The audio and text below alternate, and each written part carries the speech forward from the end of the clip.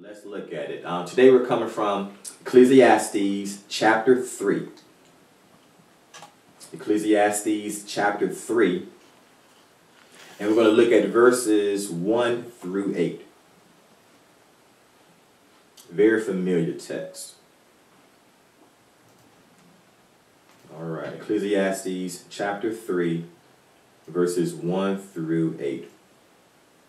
Verse 1, it says, "To everything there is a season, and a time to every purpose under the heaven, a time to be born, and a time to die, a time to plant, and a time to pluck up that which is planted, a time to kill, and a time to heal, a time to break down, and a time to build up, a time to weep, and a time to laugh, a time to mourn, and a time to dance, a time to cast away stones, and a time to gather stones together, a time to embrace, and a time to refrain from embracing, a time to get, and a time to loose, a time to keep, and a time to cast away, a time to rend, and a time to sow, a time to keep silence,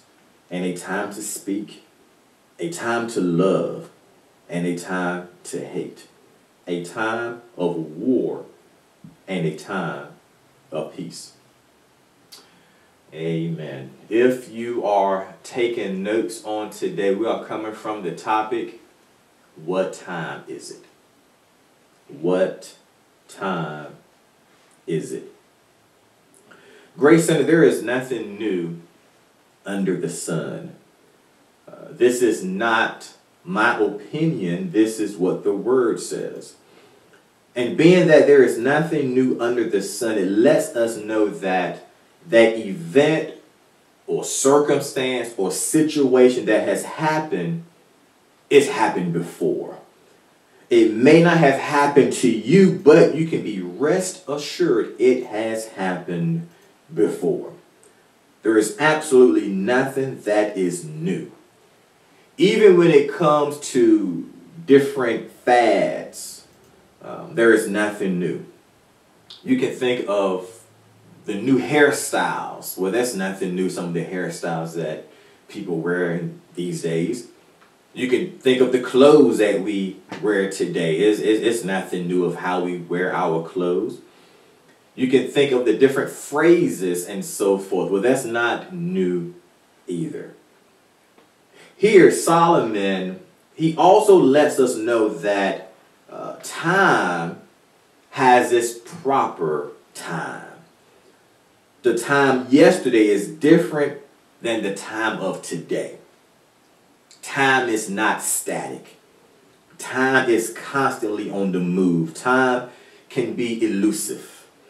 You can have a lot of time or no time at all. You can have idle time or you could be running out of time.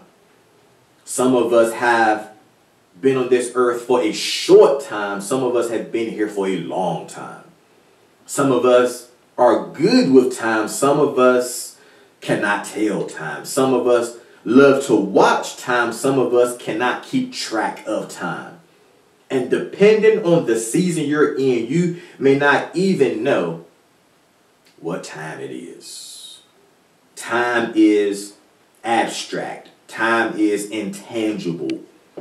You can't see, smell, hear, touch, or taste time. But yet time is still precious. You can place a watch, a clock, or a calendar in your pocket, but not time. Time, what do we do with this precious commodity? Solomon, the wisest person to have ever walked this earth besides Jesus, gives us some insight into a thing we call time. Solomon starts out in verse number 1 and it says, "To everything there is a season and a time to every purpose under the heaven." I like the way Solomon said that. Watch this. He said, everything has a season. Grayson, if everything has a season, that means everything would eventually change. Oh, that was so nice. Let me say that twice. If everything has a season, that means everything will eventually change. Grayson, if the season that you're in right now will eventually change. You see, my favorite season is summer. I wish it could remain summer until I go to glory. I wish it could just remain summer forever. But I know that that cannot happen, because eventually the season of summer is going to end and it's going to give way, which it has given way, to fall. Fall has to give way to winter. Winter has to give way to spring. But guess what? Spring has to give way to who? To summer again. Grace Center, seasons change. But not only do seasons change when it pertains to weather, but seasons in your life also change. In one season you can be on top. In one season you can be on the bottom. In one season your life is good, and the next season life is not so good.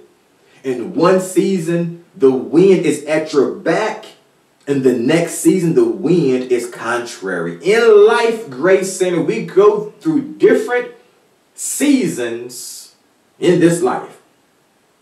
Part B of verse 1, Solomon, he continues here in this text, and he says, watch this, and a time to every purpose under the heaven.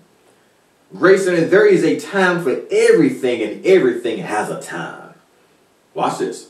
Solomon said there is a time to every purpose under heaven, which means for every issue, good or bad, it has its own timing.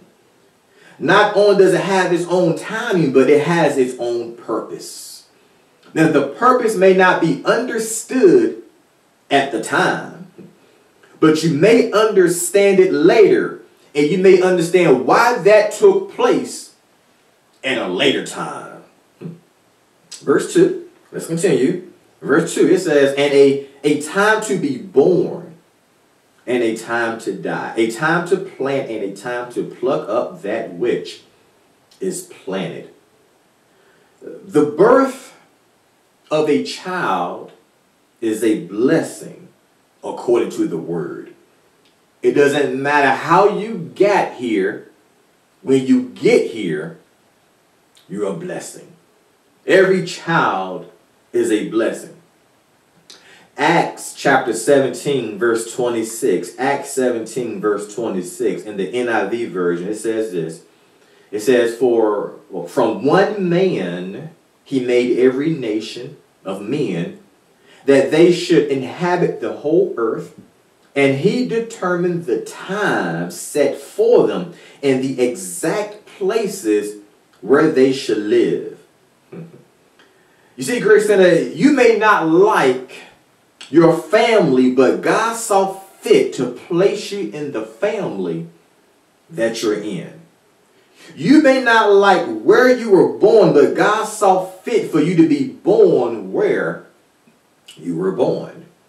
You may not like the era of which, or the time in which you were born, but God saw fit for you to be born in this specific era or this specific time in which you were born. Also, none of us, Grace Center, none of us here right now, none of us had any control over our births. None of us determined the date in which we were born.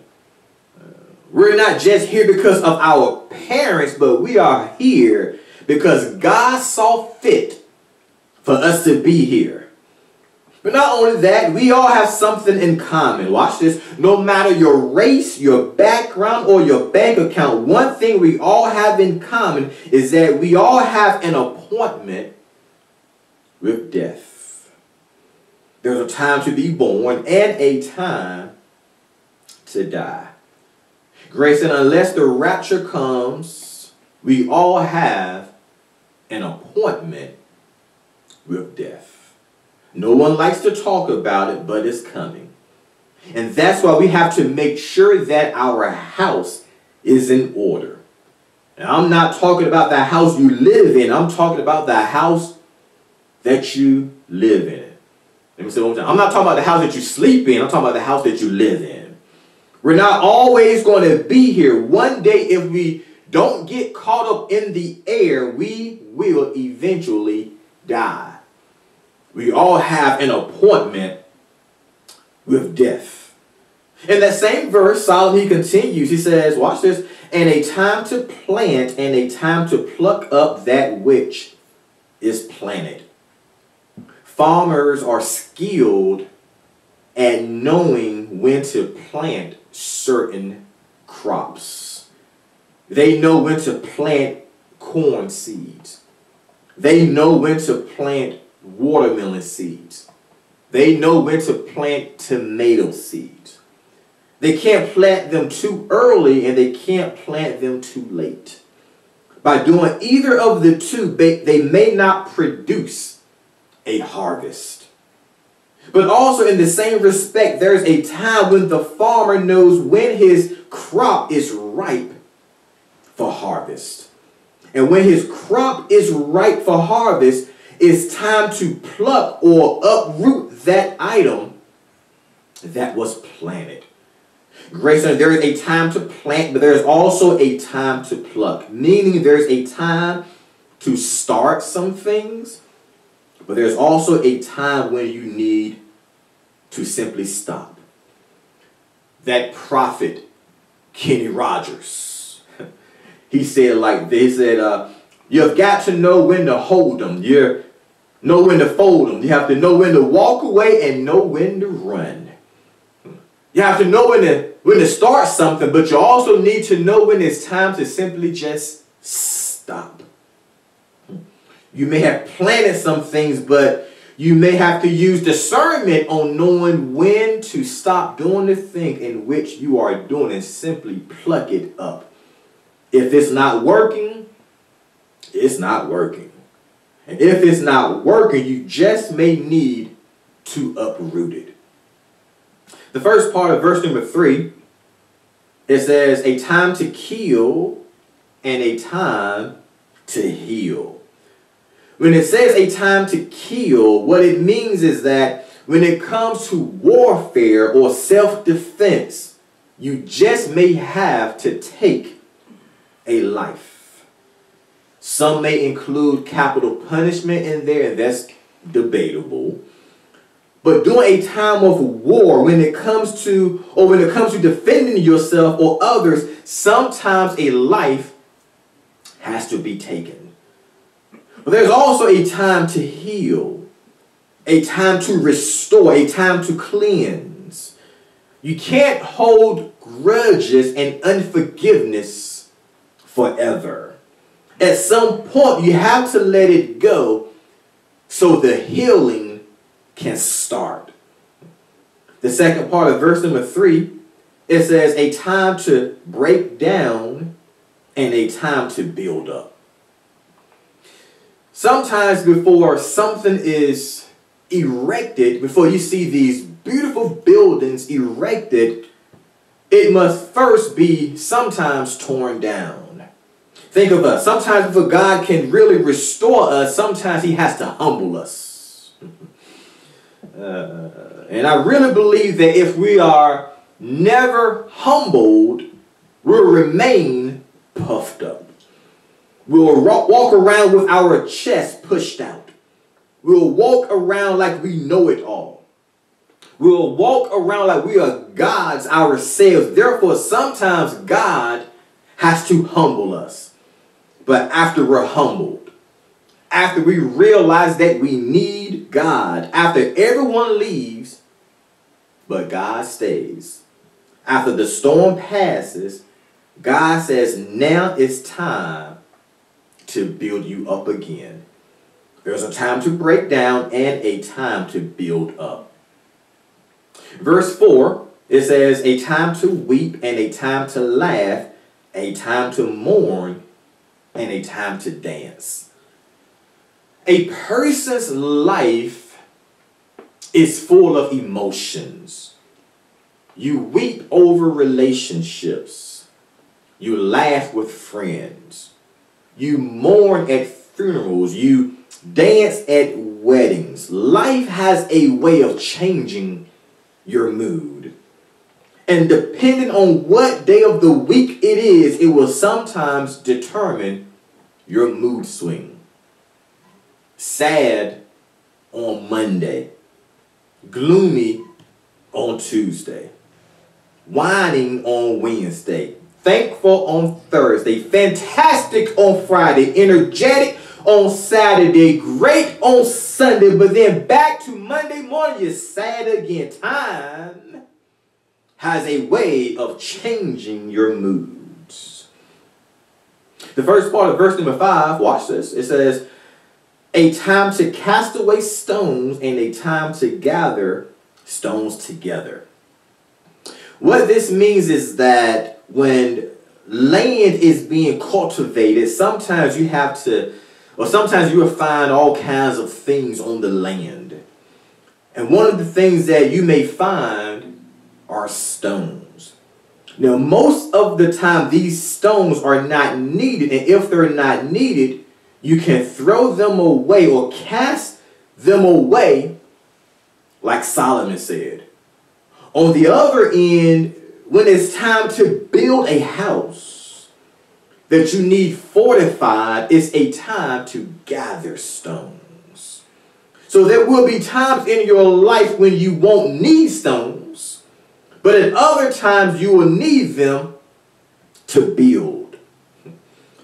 The second part of verse number 5, it says, watch this, a time to embrace and a time to refrain from embracing. In relationships, whether you're dating, engaged, or married, there is a time to show affection. Have you ever seen a couple in public and they are embracing and doing a little bit too much in public?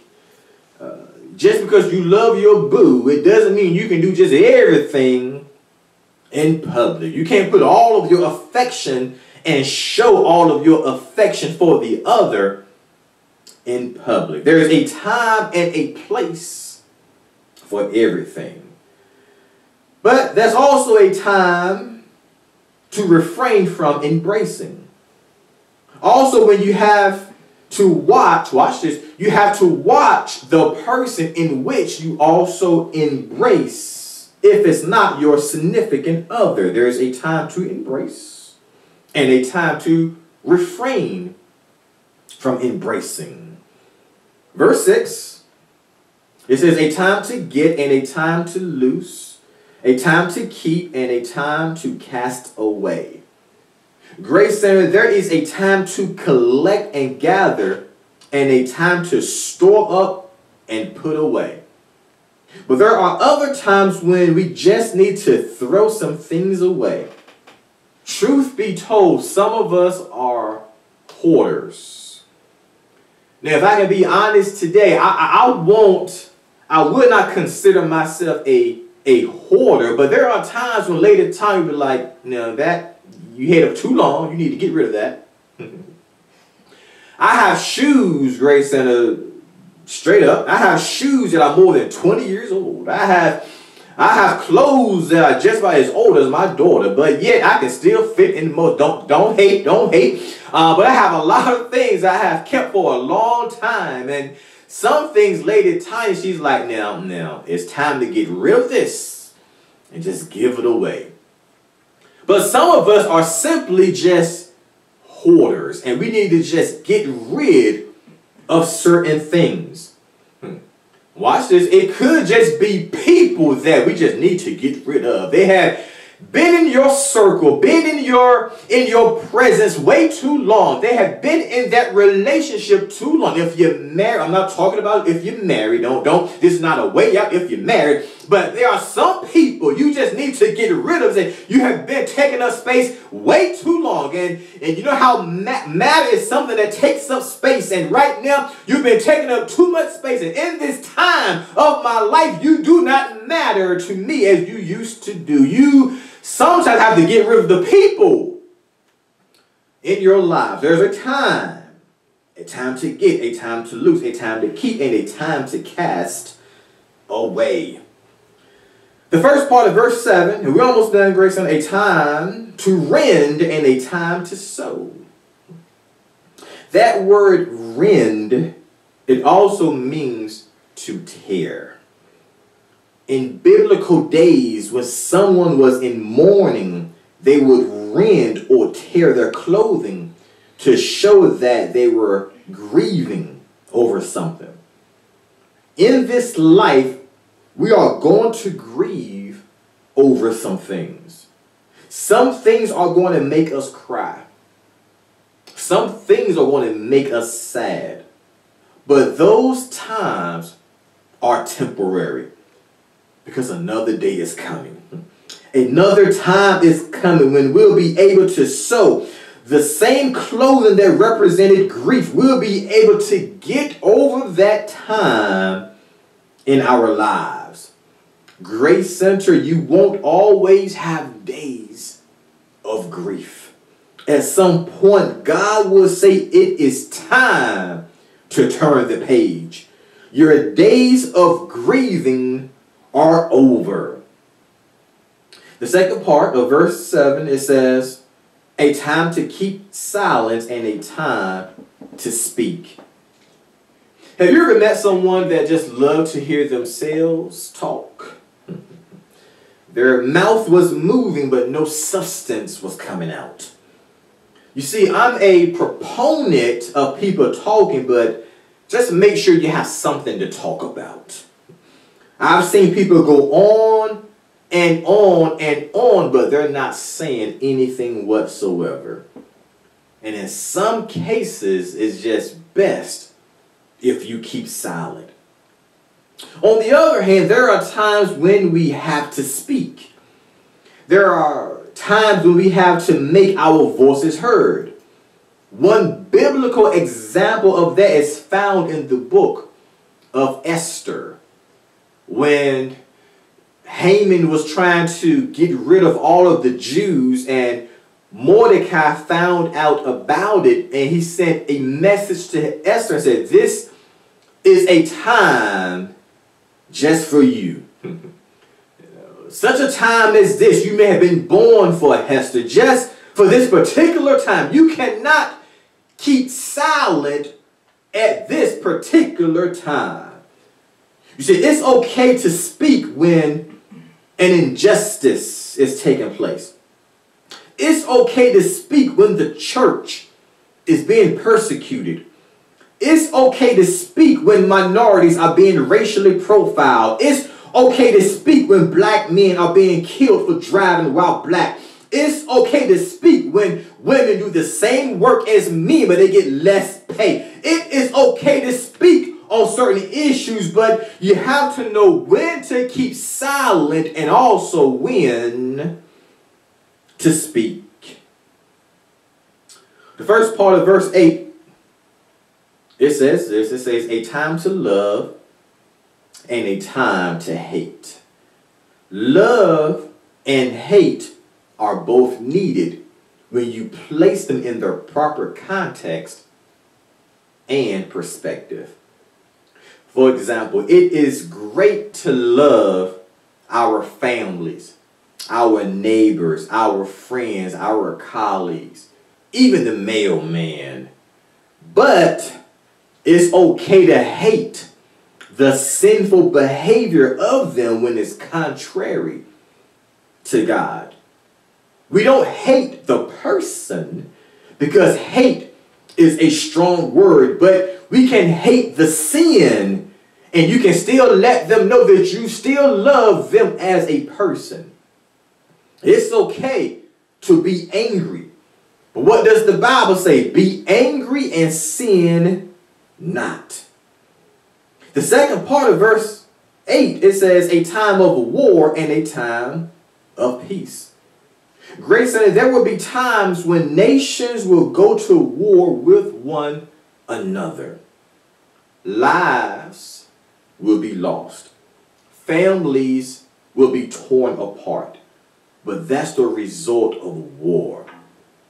But there's also a time for that. There's also a time of peace, where everyone is getting along. No one is looking over their shoulder. It's a time of peace. But having said that, America may not be at war today, but be rest assured it's coming. You see, complete peace won't come until the King of Peace, who is Jesus, comes back for his bride, who is the church. When the King of Peace returns after the millennial reign as well, only then will peace come. When the King of Peace shows back up again. As I bring this message to a close, Grace Center, for everything that happens to you, there's a season for it. For everything that happens for you, there's a season for it. Whether it's good or whether it's bad, there is a season for it. But one thing that we all have to realize is that no matter what happens in our lives, we do not control the seasons. Watch this. Verses 1 through 8, it gives us 28 seasons of life. Pay attention. Watch this. Verses 1 through 8, it gives us 28 seasons of life. 14 are negative. 14 are positive. Now, in mathematics, I have learned that if you were to subtract 14 from 14, that would leave us with 0. We all go through various seasons in our lives. At the end of the day, sometimes we have 0 control over them. So, my title today is, what time is it? If we don't have control over certain seasons of our lives, Pastor, can you tell me what time it is? I got an answer for you. It's God's time. It's God's time. You be you. Let God be God. In his own timing, he's going to bring you out. In his own timing, he's going to make a way. In his own time, and he's going to open up that door. In his own time, he's going to see you through. But it's going to be done on his time, not always on our time. And one thing I've learned is that seasons always change. So if you're in a tough season right now, just hang on, because another season is coming. Things are going to get better. It will not always stay summer. It will not always stay fall. It will not always stay winter. It will not always stay spring. But the seasons always change. You won't always be on top. You won't always be on the bottom.